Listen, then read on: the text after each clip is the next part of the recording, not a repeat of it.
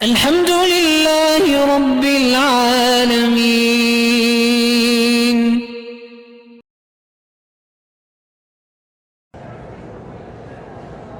میرے کمرے میں کچھ ساتھی ہیں جو نماز نہیں پڑھتے. بہرحال آپ اس کو پیار سے سمجھائیں، نہ سمجھیں تو پھر اللہ کو جواب دیں گے کہ حرم میں آ کر بھی بے نمازی رہیں. بہرحال بعض ائمہ کے نزدیک اگر آدمی اپنا ہاتھ اپنی شرمگاہ کو لگا لے بغیر کپڑے کے تو وضو ٹوٹ جاتا ہے، لیکن ابو حنیفہ فرماتے ہیں کہ آپ بضعۃ من بدن، یہ تمہارے وجود کا ایک ٹکڑا ہے، حصہ ہے، ہاتھ لگانے سے وضو نہیں ٹوٹتا ہے. یہی تو میں کہہ رہا ہوں نا کہ جب ہم غسل کرتے ہیں، پہلے وضو کرتے ہیں، پھر جسم پہ پانی بہاتے ہیں صابن، تو ہاتھ تو لگتا ہی ہے نا، کوئی حرج نہیں.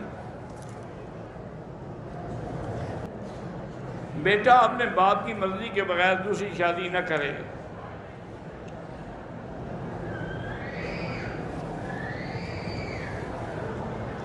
لڑکا اور لڑکی عمرے پہ آئے ہیں، ان کے سرپرست چاہتے ہیں کہ حرم میں نکاح ہو، تو پہلے وہ اپنی ایمبیسی میں جائیں، وہاں ان کو فارم ملے گا، وہ فارم پر کریں گے، تصدیق کر کے دیں گے، پھر حرم میں آ کے کسی بھی عالم سے پڑھا سکتے ہیں.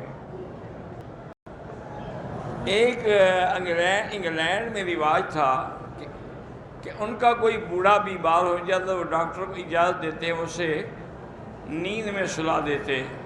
وہ کہتے ہیں کہ یہ پیسفل موت ہو، یہ حرام ہے، ناجائز. جب تک اللہ موت نہ دے، زبردستی کسی کو موت نہ دے، یہ آپ قتل کر رہے ہیں.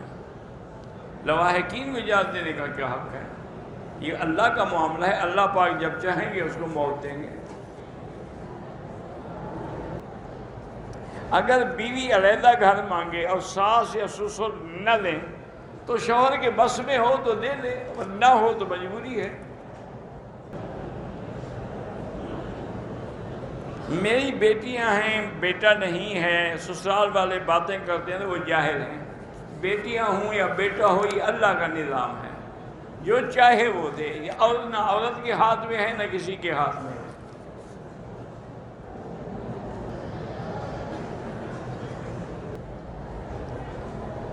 میری بیوی میرا اور بچوں کا خیال تو رکھتی ہے، لیکن نماز کی پابندی نہیں کرتی.